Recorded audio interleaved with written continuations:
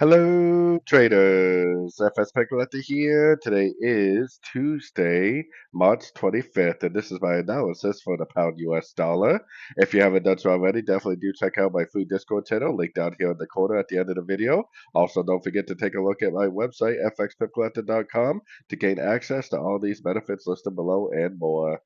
So the pound dollar, I mean, it did go up and break structure yesterday, but it ended up rejecting structure pretty much instantly and just turning back down.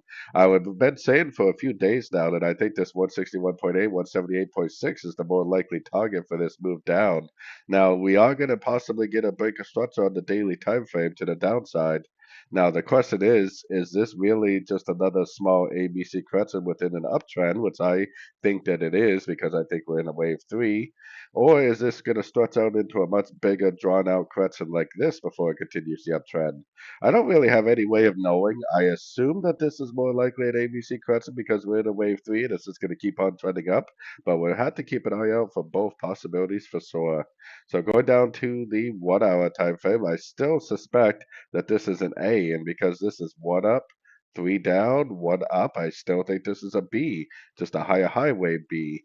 I still think there's a very good possibility we're in a downtrend for wave C. We didn't quite hit that 61% yet, so it probably is going to try to drift down towards that area.